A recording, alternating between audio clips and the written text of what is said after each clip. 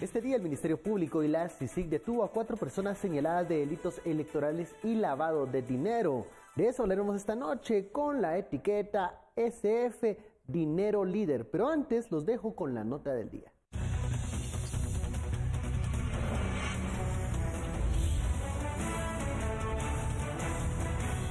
En el entramado empresarial existían dos grupos, uno relacionado con Manuel Valdizón y otro por Luis Gómez, uno detenido en Estados Unidos y otro prófugo de la justicia. Entre los dos generaron vínculos funcionales y simulaciones comerciales para encubrir el flujo de fondos destinados para financiar al partido líder en campañas del año 2011 y 2015. Se determinó que los fondos reportados para financiar las campañas electorales del partido líder, que es Libertad Democrática Renovada, no pertenecían ni provenían de quienes figuraban como financistas.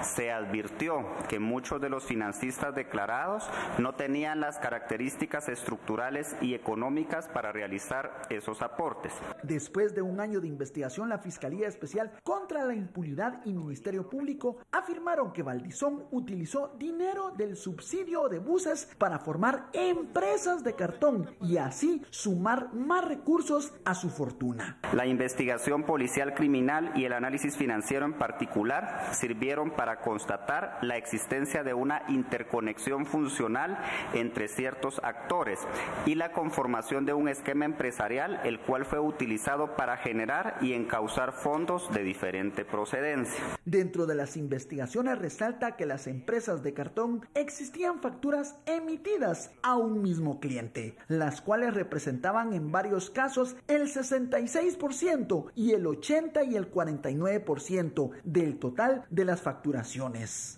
Empresas y personas que captaron fondos de terceros y posteriormente los trasladaron al partido líder, generaron recursos y los inyectaron a la estructura empresarial vinculadas al transporte público de la ciudad de Guatemala, siendo contratistas del Estado generaron recursos y los inyectaron al esquema empresarial e invirtieron en publicidad a favor del partido líder en el año 2011. Más de la mitad de las facturas se emitieron en el mes de junio del año 2015, en plena campaña electoral.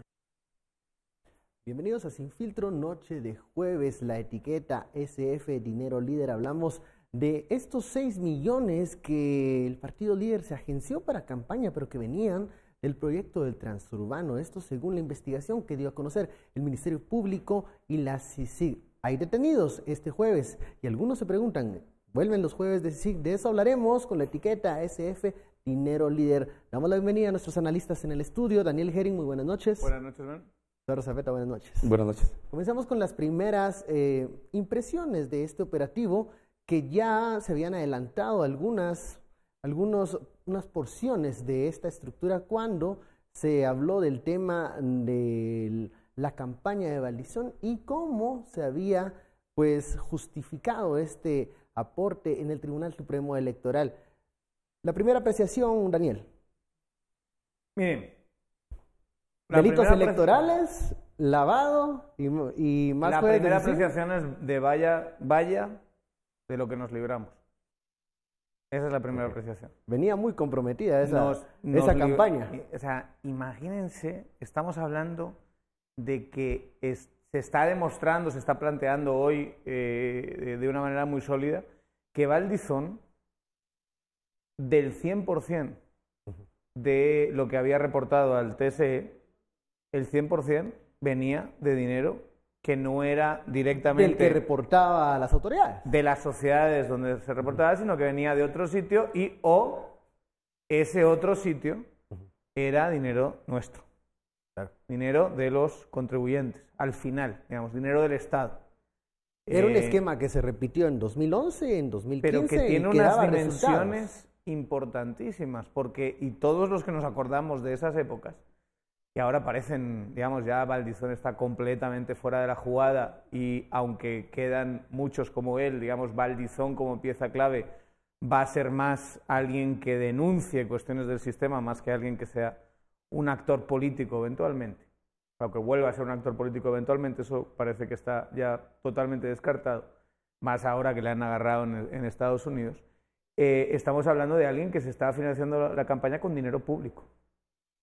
Entonces se habla mucho de, no, es que los financistas privados, no, este tenía dinero público como financiamiento. ¿Y eso qué hace? Pues que como él era el que controlaba el proceso de decisión, vía la influencia que tenían en el Congreso, una aprobación de préstamo, acababa que llegando terminaba ese en sus dinero a la arcas. campaña, obviamente llegaba cualquier entidad externa a él y le decía, mira, yo te doy financiamiento, y él decía, ¿me lo das o no me lo das? No me hace falta, porque ya tengo dinero. Entonces eso le dio una gran autonomía frente a otros poderes. Y el tipo iba con unas ganas absolutamente depredadoras de comérselo todo. Lo que hubiese pasado de Valdizón en el poder ahorita. Sí, hubiésemos tenido, estaríamos ahora mismo, Valdizón en el poder, le tocaba, ¿verdad?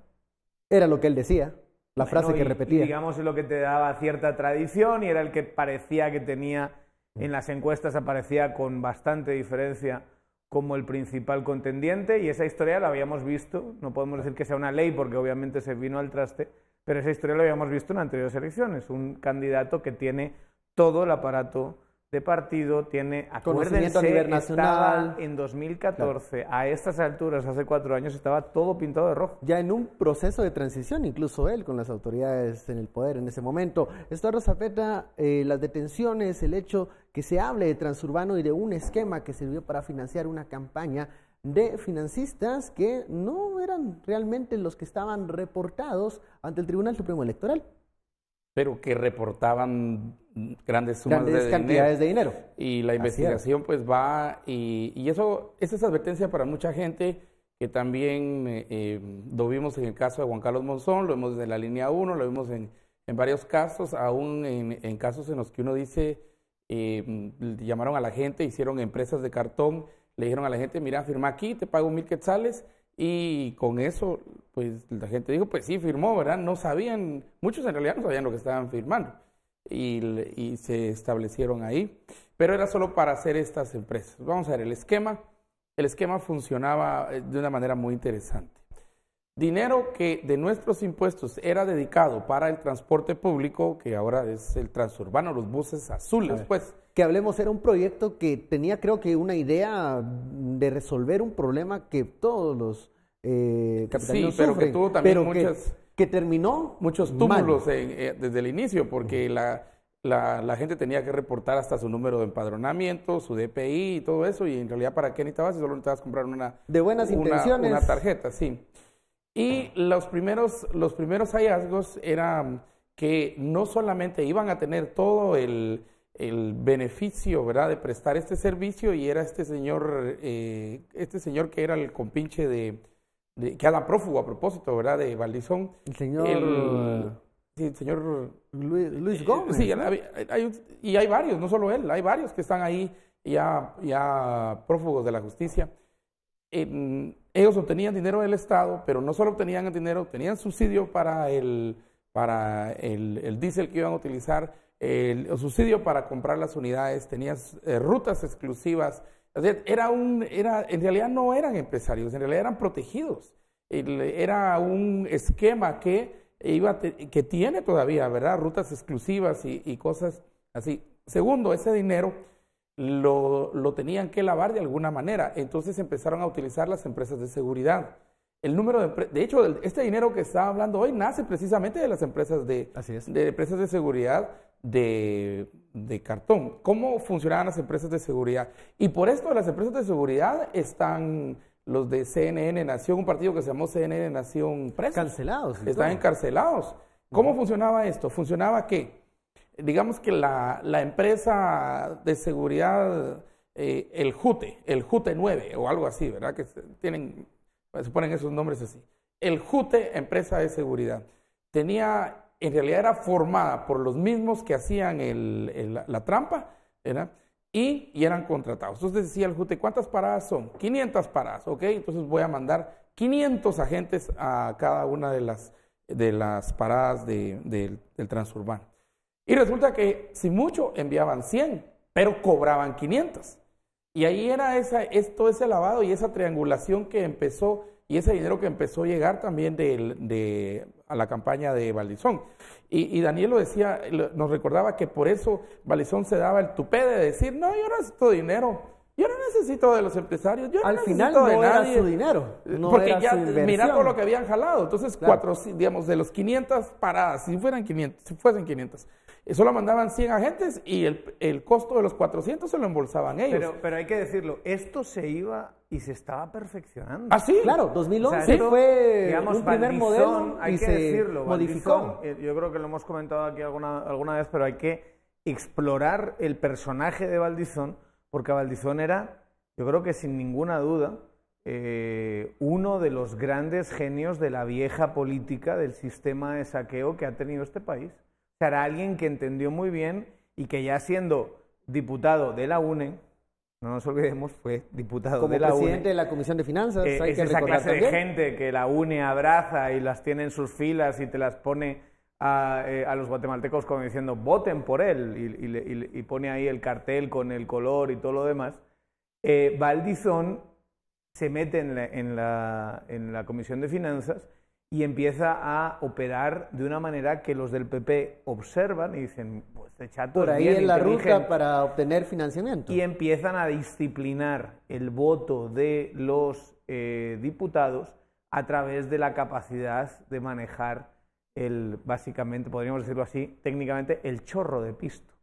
Pero es que que llega- eran Los chorros. ríos que eran de Pero dinero que que se estaba aprobaban desde la todo Comisión de conectado. Finanzas. Y para mí es muy importante este caso. O sea, este caso, lo de hoy no ha sido como un gran impacto mediático porque las personas detenidas no son conocidas y porque ya, digamos, Valdizón ya es alguien está que fuera está del completamente del fuera del esquema. esquema político. Pero de verdad, pensemos que estamos hablando de alguien que no hace mucho estaba como gran contendiente para ser presidente del país. Y este es el esquema, y por eso yo digo que es muy importante que se una con el tema electoral. O sea, que tú veas cómo toda esta capacidad de desviar fondos y de moverlo por distintas sociedades acababa en el proceso electoral. Ahora, y ese proceso electoral permitía que llegasen y tuviesen cuotas de poder, y las cuotas de poder permitían Ahora, que a ver, moviesen dinero Daniel, hacia esas empresas. Entonces es un círculo vicioso pregunto. que se iba a profundizar.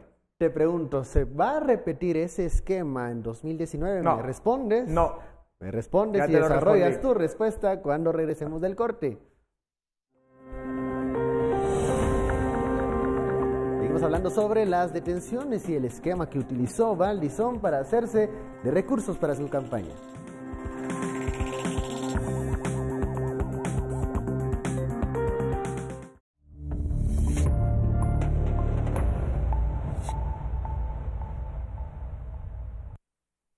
Regresamos a Sin Filtro, la etiqueta de la noche, SF, Dinero Líder. Estamos hablando de esta estructura que perfeccionó el ex candidato presidencial Manuel Valdizón y su agrupación política para agenciarse de recursos públicos y privados. Preguntaba a Daniel, ¿crees que va a haber una estructura similar que pueda financiar las campañas de 2019? ¿O no hay condiciones para que se pueda repetir No significa ese que no modelo? vaya a haber dinámicas Parecidas. ilegítimas, pero no estamos hablando ni de la sofisticación ni de la escala que teníamos en esa época. O sea, eso sí ha cambiado de forma fundamental. Y si no, que nos lo diga la audiencia, si no ha notado que a estas alturas, 2014, preelectoral, Un año diciembre, antes de pues del diciembre 2015. de antes el diciembre de 2014 antes de entrar en un año electoral 2015. Si vieron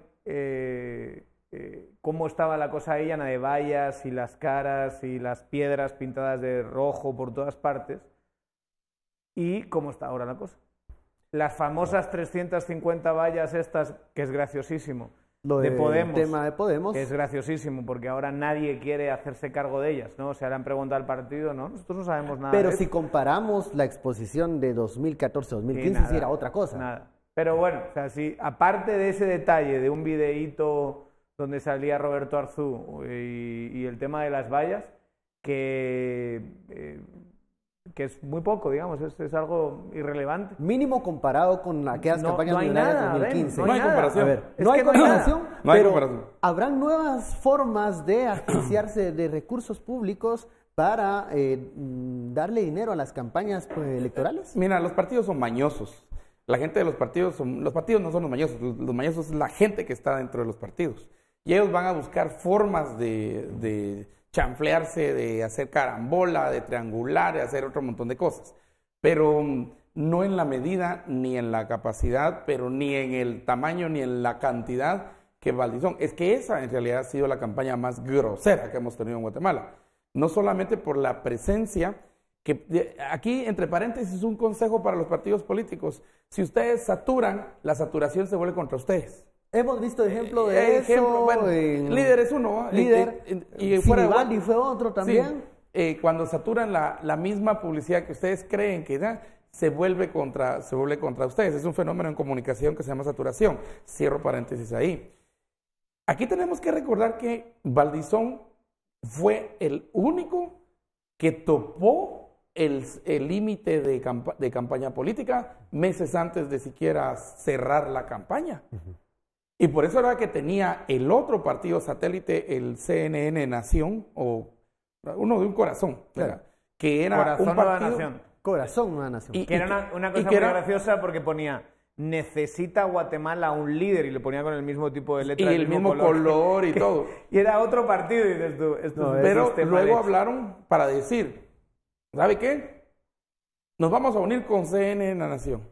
Ya somos 57 millones nosotros de tope, ya los pasamos, ahora ellos tienen todavía una cuenta abierta por 57 más, ¿verdad? Por supuesto que 57 era lo que habían reportado, esa campaña nunca ha sido cuantificada, pues, pero realmente, ¿no?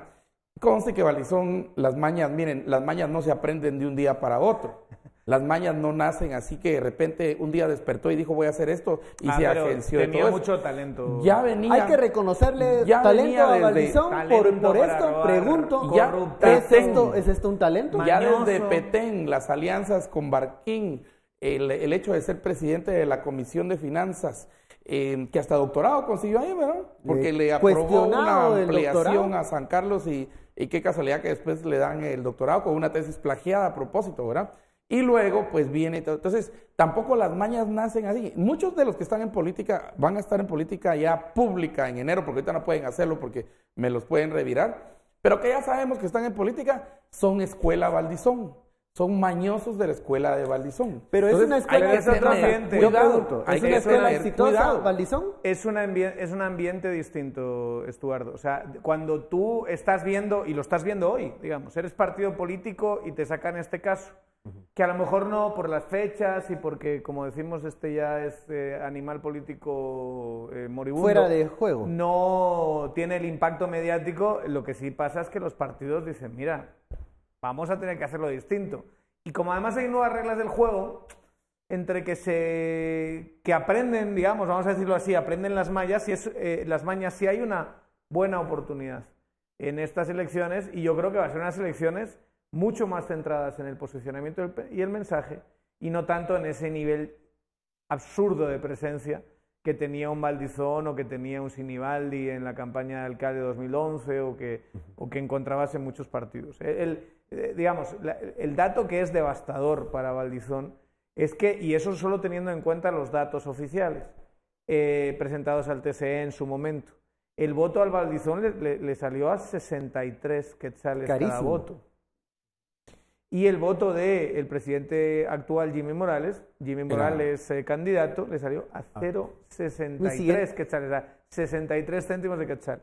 Son 100 veces en cifras oficiales lo que se gastó por voto Valdizón con respecto a Jimmy Morales. Alguien dirá, bueno, pero a Jimmy Morales ya le encontraron 8 millones de quetzales. Pero no se acerca a la cifra millonaria de Valdizón. Lejos la cantidad de dinero que no reportó Valdizón, porque era una cosa grotesca.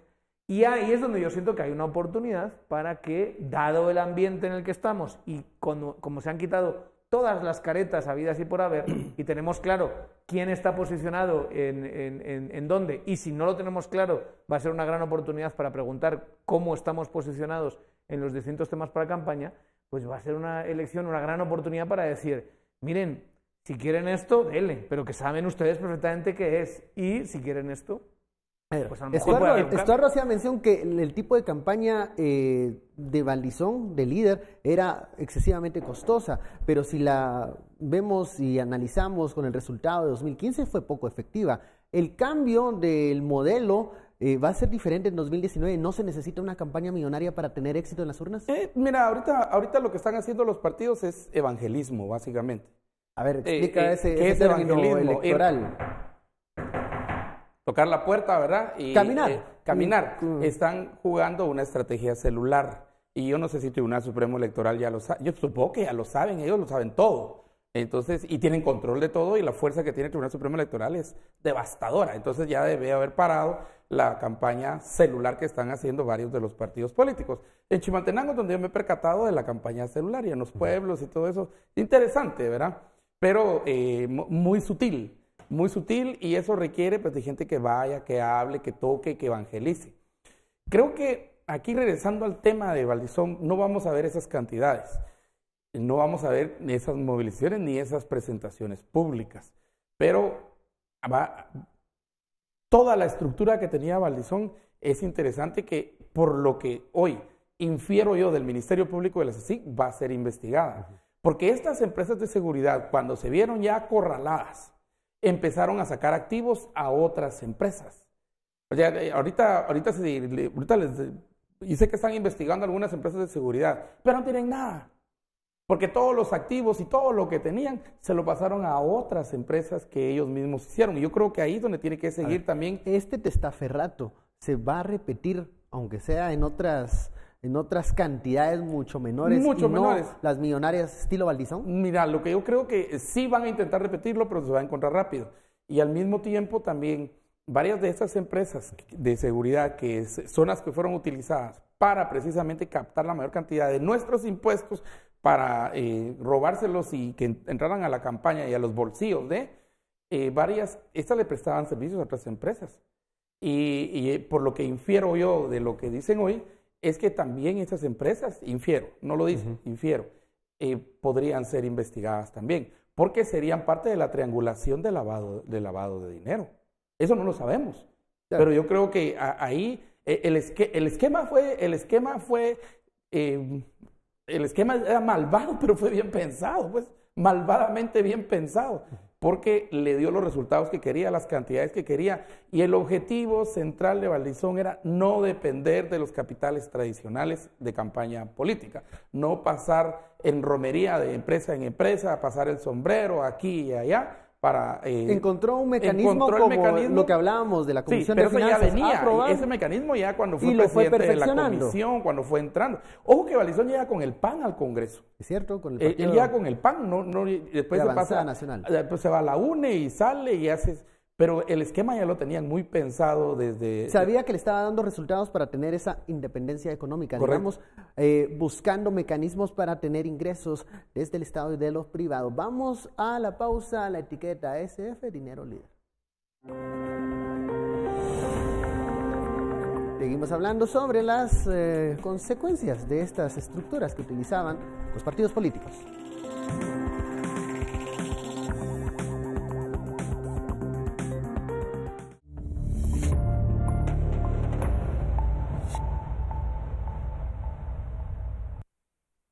Manuel Valdizón fue expuesto en la investigación realizada por el periodista de Prensa Libre, Bill Barreto, como el supuesto jefe de una red de testaferros. Valdizón además queda señalado este jueves por la Fiscalía Especial contra la Impunidad de utilizar dichas empresas para ocultar el origen de los fondos del financiamiento de campaña del 2015. En el caso de Manuel Valdizón, el conocido político petenero constituyó una red de empresas a través de algunos de sus abogados de confianza que le permitieron, de alguna manera, según nuestra hipótesis, lavar parte de su dinero proveniente probablemente de origen ilícito. Tan solo estas empresas que registraron para él o para sus allegados tienen un valor de más de 500 millones de quetzales. Cruzando un poco tanto fuentes documentales como fuentes personales del partido, uno de los principales indicios es que mucho de este dinero provenía de contratistas del Estado, contratistas que hacían llegar sus aportes o sus sobornos probablemente a la estructura de Valdizón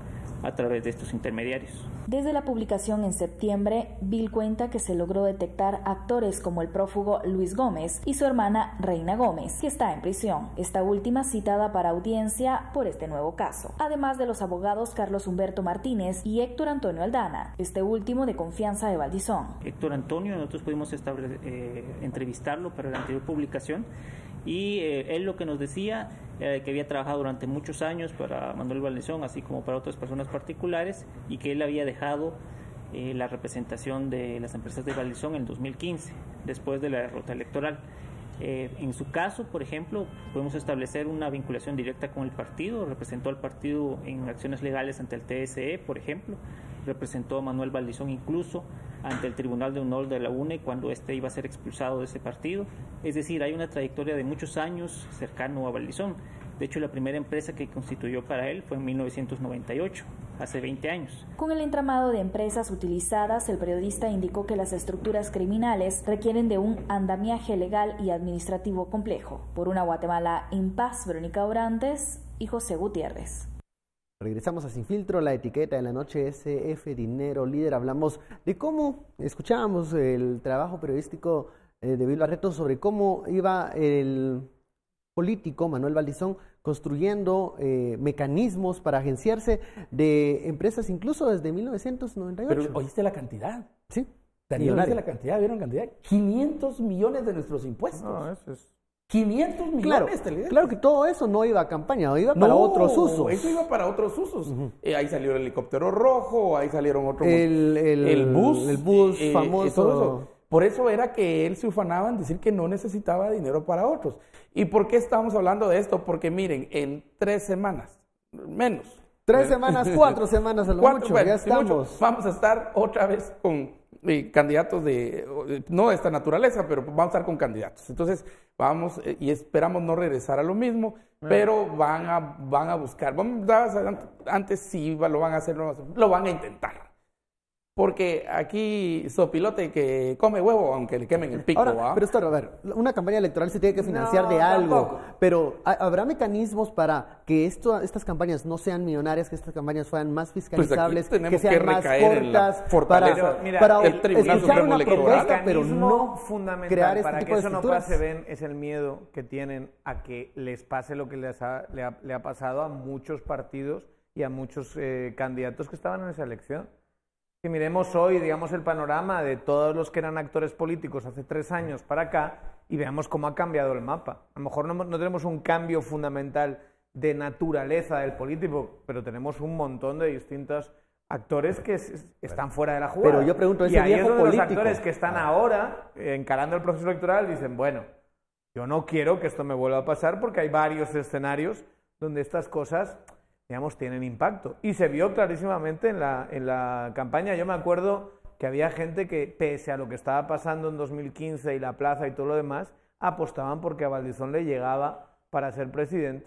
Y al final, miren lo que pasó. No llegó a serlo. Ahora, yo pregunto, ese viejo político en dinámicas diferentes, ¿cómo va a actuar? Con miedo. Va a actuar como con cautela. Decir, miren, ya las cosas no son como antes. Déjenme ver cómo podemos operar el sistema con las nuevas reglas, pero en ese proceso hay un aprendizaje que te da una oportunidad. Mire, cash, sobre todo en municipales y distritales, lejos de los lugares donde el TSE está presente y demás, van a seguir pasando. O sea, eso no, nadie está diciendo que no. Pero también tienes una población cada vez más conectada a medios de comunicación, de todo tipo. Digamos, la gente tiene más radios que escuchar, tiene más canales de televisión que ver, tiene WhatsApp, que va a ser, como decía Estuardo, va a ser fundamental en esta campaña. Las cadenas de WhatsApp es donde mucha gente, incluso de escasos recursos, se informa.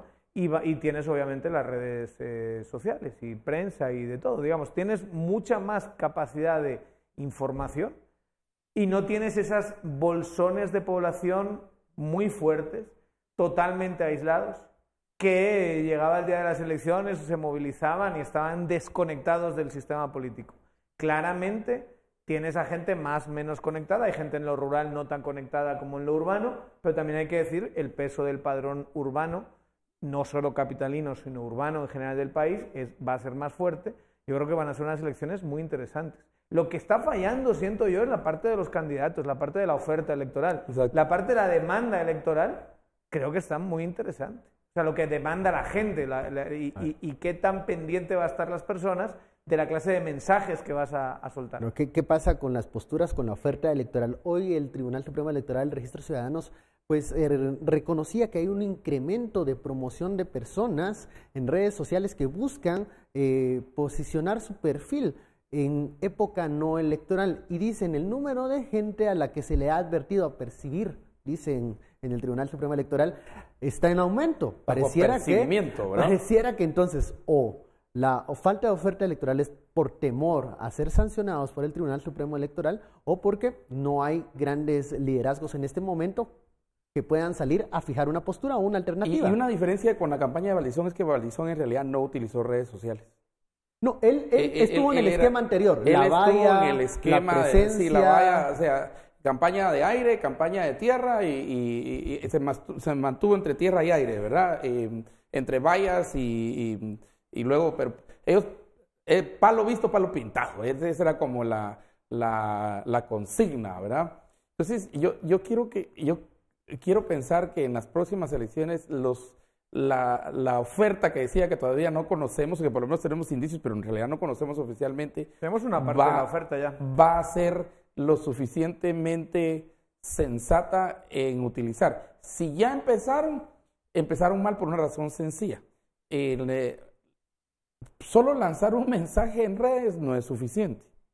Es que también, como muchos la mayoría de estos que están ofertando, que van a salir ofertando y quieren levantar su imagen, que se los engaña a cualquier patojito que tiene su cuenta en Twitter, ¿verdad? O un net center que alguien formó porque se quedó sin chance. Que no se sabe qué efectividad pueda tener cero. La efectividad es cero y le están pagando. De mensajes. La efectividad es cero. Es muy dudoso la clase de efectividad que tiene, porque lo importante, que creo que es lo que vas a decir, es el mensaje. Es que el mensaje ¿siempre? Conecte con la población, que le haga clic a la gente, o sea, que la realidad que vive el día a día conecte con ese mensaje. No solo por decir, yo soy maravilloso, maravillosa y vote por mí, sino que tienes que generar esa percepción en el votante.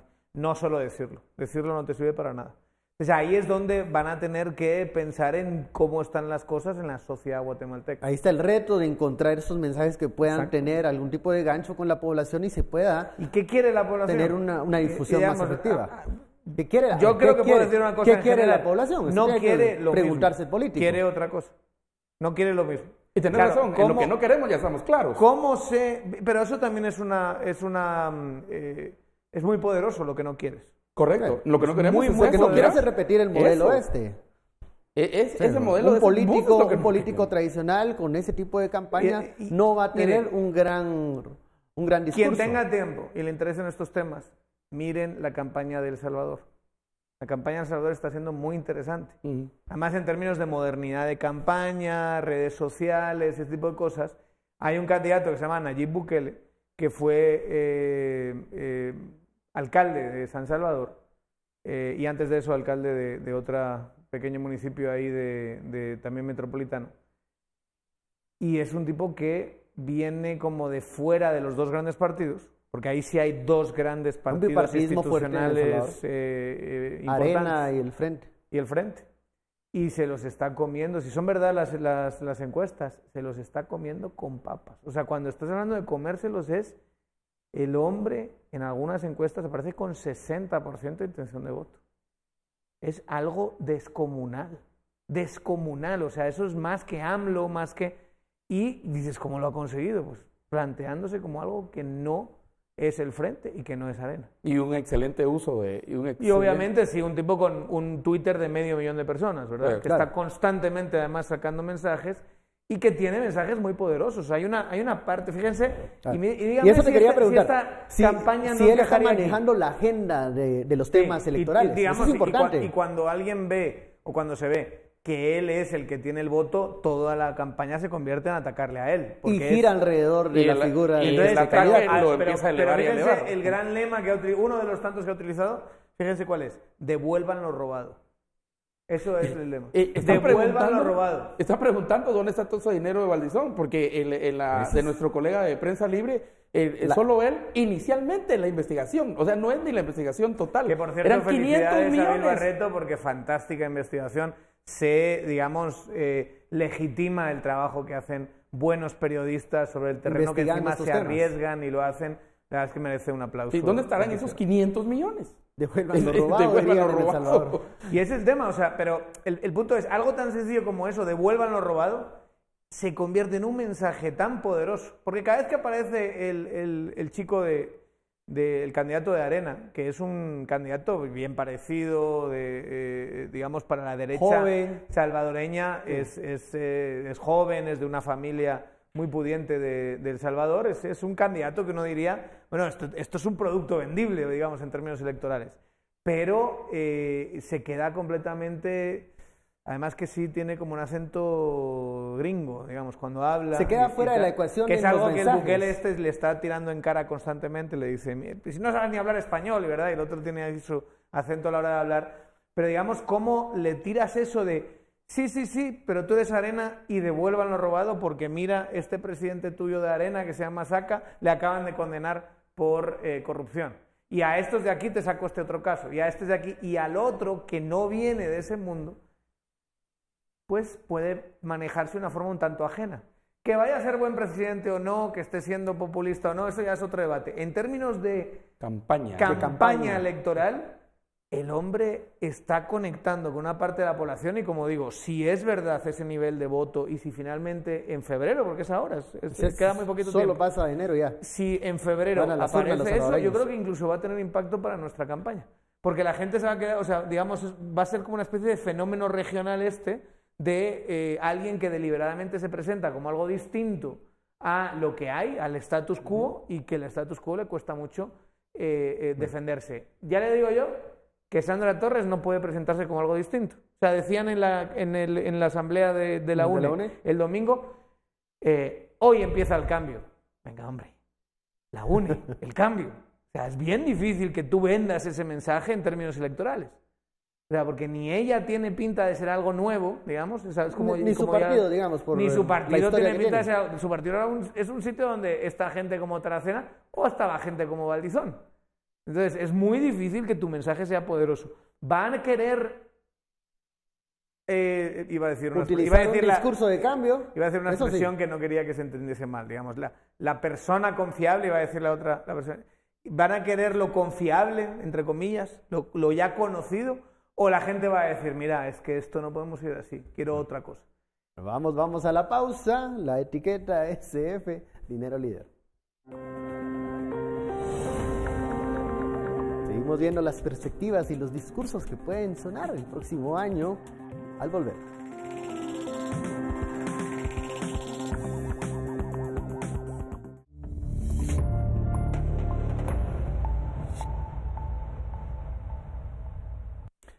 Continuamos en Sin Filtro, la etiqueta de la noche SF, Dinero Líder. Estamos haciendo un análisis de esta detención de 4 personas señaladas de delitos electorales y de lavado de dinero. 6 millones de quetzales de Transurbano financiaron la campaña electoral del partido líder. ¿Se va a repetir este modelo en 2019? Es muy difícil debido a los casos que se están en este momento en proceso, pero sin duda existirá alguna manera de poder llevar una campaña sin utilizar todo el dinero de los candidatos o de los políticos. Siempre hay una forma. Lo decía Daniel, tal vez se va a repetir estos modelos en ejemplos pequeños en donde no hay, digamos, grande cobertura estatal o extensión. ¿Qué es caro en una campaña? Digamos, una campaña es, en teoría, para hacer llevar tu mensaje. Sí. ¿Qué es caro en una campaña? Por ejemplo, la pauta televisiva. Lo de la pauta televisiva, en principio, hasta ahora, a la espera de que haya recursos que están en tribunales y demás, hasta ahora ha cambiado. Eso disminuiría un reglamento tremendo el y sinceramente todos tenemos dudas de que eso vaya a salir bien. Pero da la sensación de que si va a haber presencia de partidos y de temas, va a ser en espacios como este. No va a ser en el espacio publicitario. Ahí va a seguir Soberon, digamos. No vamos a tener grandes anuncios de campaña. Exacto. Entonces, ¿Por qué? Porque el esquema es complejo y ha habido muchos canales que no han querido entrar en eso. Y los que han querido entrar, pues va a tener que ser de alguna manera regulado. Esa es una. Lo otro es vallas. Bueno, con todo el respeto hacia el mundo de las vallas, ¿qué tanto impacto comunicacional tiene una valla? Ya lo mencionaba, Y son Stuart, caras, decía, puede haber incluso un riesgo de sobreexposición de saturación de la imagen Y del además político. estás con otras 50 vallas de otros productos, servicios y todo. Otra cosa estás es compitiendo. Cosas como lo que tienes ahí detrás. El vehículo El vehículo líder. este del Baldizón, que Claro. eso cuesta Era mucho dinero. Esto era Eso, carísimo. hacerlo todo para ¿Se eso. recuerdan? Habían como 3, 4 de estos, Pero ¿no? él tenía una empresa de transporte, ¿eh? Y también es caro montar los escenarios y la luz. Creo que vas a poder tener partidos que le metan mucho voluntariado, le metan mucho a gente, digamos, repartiendo papeletas de propaganda o cosas así, o hablando en cara a cara, y a candidatos que no los vas a ver en grandísimos, fantásticos escenarios, sino que lo importante va a ser sacar el mensaje. Digamos, la campaña que hizo Neto Brand, ahí donde lo tienes ahora, ha cambiado un poco. Ahora es más como exposición de pectorales Pero ya no en actos oficiales. y Recuérdense demás. que también fue apercibido como por Que, el por Tribunal cierto, eso Supremo Electoral. Eso es una cosa del tribunal que no tiene ningún sentido. Digamos, por ejemplo, hoy el diputado Azmitia, Luis Hernández Azmitia, dijo que se retiró de las redes sociales porque le habían apercibido. Y la verdad, yo no creo que lo que haga él, lo que hace él encaja y está dentro de A ver, la lógica de un político que quiere exponer su figura. ¿Qué crees, Tarro, que va a ser lo más caro en la campaña 2019? Si ya no vamos a tener, por ejemplo, estos buses, estas grandes asambleas. Bueno, la campaña no te prohíbe tener eso. No te prohíbe. La cuestión es Pero que el límite de eficaz. dinero, ahí solo en el bus te fue todo el dinero de campaña. ¿Va a ser pues. eficaz gastar en eso? Es No, la yo pregunta. creo que aquí habrá que irse, y este es consejo para los partidos políticos. Y aquí sí, obligados y forzados van a tener que entrar, que no es por 39 quetzales, ¿verdad? O por aún cantidades, 27 si usted quiere, comprar formas de enviar mensajes, pero muy bien dosificados y muy bien pensados a partir, por ejemplo, de Facebook, ¿verdad? Sus cuentas de Instagram van a tener que estar muy bien afiladas y el Twitter. Pero la campaña principal la van a tener que hacer a través de WhatsApp, porque al final eso de ir de puerta en puerta, casi WhatsApp juega la misma misma que es la dinámica, verdadera. solo WhatsApp que- es la Lo que pasa es que verdadera red social. las redes de WhatsApp te poquito. metes porque hay alguien que Que tú te conoces está que distribuyendo que te las está cadenas. Entonces ahí es multiplicando los donde está, mensajes. ¿qué es lo Y que el- viraliza a través de WhatsApp o a través de redes sociales más abiertas un mensaje? Es la calidad del mensaje, es lo atractivo que sea el mensaje. Y ahí es donde yo creo que está el reto. Digamos, volviendo a Bukele, lo que quieres tener es un mensaje poderoso, un mensaje fuerte, un mensaje que conecte con una parte de la población y que diga, Bueno, pero otra cosa que se distribuye muy fácilmente en redes como WhatsApp es también aquellas noticias que no tienen ninguna referencias y campañas negras hacia un credibilidad va a candidato. ser, porque te Pero- llegan desde los chistes pero del gato las que hace piruetas hasta las el que- candidato. O sea, vamos te va a ver llegar. mucho de las dos pero cosas. vamos a ver, las que de verdad pegan, incluso las noticias falsas que pegan es porque esa noticia falsa algo le dice al que la recibe, que está dentro O sea, de su esquema el mental. reto es captar la atención Claro, de un digamos, votante el gran interesado pero truco- escéptico en la clase política. Por ejemplo, el gran truco ahí, digamos, de Cambridge Analytica y todo eso era dirigirse a gente que ya tenía un sesgo determinado y explotar ese sesgo. Pero si yo tengo una idea completamente distinta a que, no sé, Soros está manejando las campañas guatemaltecas para convertir esto en un gran país de transexuales, gays y aborto, si yo no pienso eso, a mí me pueden mandar todos los mensajes que digan lo contrario, que yo no me los voy a creer. Pero la gente que sí tenga eso ya es a la gente a la que se puede conectar. La pregunta es, ¿dónde está parado hoy el guatemalteco en los grandes temas? Bueno, vamos cerrando el análisis. Conclusiones. Luego de estas detenciones y de conocer los detalles de este entramado que utilizaba el partido líder para agenciarse de recursos públicos y privados, ¿tendremos Valdizones 2019? No creo que tengamos, porque los esquemas el esquema no se hizo en el 2015. El esquema ya venía preparado de mucho tiempo atrás, de muchos partidos políticos, de mucha presencia en el Congreso. Y eso es positivo, de creo alianzas. yo. O sea, de que no se va a poder repetir un esquema similar a esto es ya algo que hemos ganado. Por lo menos ese no. No sé si Hay que ver qué va a no salir. sé si otros esquemas, porque los narcos tienen que ver cómo meten su dinero. De hecho, ahorita va de enviarme mensajes acerca de cuánto están pagando los partidos políticos. Creía que decían los narcos, te estaban mandando mensajes. No, de cuánto están cobrando, por ejemplo, los partidos para que alguien sea candidato a alcalde o candidato a diputado. Porque Sí, pero eso es otra cosa, ¿eh? Es otra forma de ingreso también para el partido político. Pero esos son pequeñas... Es una compra de espacio, ¿verdad? Sí, es una compra de espacio político ahí. Y el Tribunal Supremo tiene que entrarle a eso. Pero estas de 500 millones y todo ahí, no, eso va a ser... Y la campaña va a ser mucho más corta. Mucho más sencilla y todo eso. Y yo creo que lo principal para nosotros está en también cuestionar a todos los candidatos como ciudadanos, cuestionar, preguntarles qué plata. Y esto obliga a los candidatos a moverse más. Esto obliga a los candidatos a tener que tener más presencia en y los a ser lugares, más transparentes en sus finanzas. Sí, y decirles de una... Bueno, pero para eso está el Tribunal Supremo Electoral, ¿no? Okay, sí, pero hacia la ciudadanía. Sí. Porque ellos pueden... Cosa que el Tribunal Supremo Electoral no le ha respondido a los ¿cómo se llama? A los partidos políticos todavía cómo se va a transparentar eso. Porque los partidos, y ahí sí los partidos tienen razón, los fiscales de partidos que llegan a las reuniones, que solo queda una, creo yo. Sí, antes de. Sí, mire, pero todavía no nos ha dicho y cómo nos va a fiscalizar. Y eso lo vienen preguntando desde los cambios a la ley. Y como que el Tribunal Supremo Electoral no sabe cómo lo va a hacer. Y en realidad la forma en que se lo idearon en papel y en pensamiento es magnífica, pero ya en la realidad es muy cara. En la operativización de eso. Eso no lo pueden hacer. Conclusiones, Daniel, para cerrar. Que nos libramos, yo termino como empecé. Nos libramos de un depredador político. Y yo diría algo que estaba diciendo antes en redes sociales, y es que muchos ahora, de los que quieren fuera la CICIG, no tienen ni idea de la clase de depredadores que nos vamos a encontrar si la CICIG de repente no está en 2020. O sea, la CICIG, quieran que no, ha servido como una especie de dique que impidió que esta clase de animal político completamente carnívoro, digamos, y depredador, llegase al poder como efecto secundario a lo que estaba haciendo, atacando, digamos, persiguiendo a gente del PP, que es un ejemplo muy, muy curioso.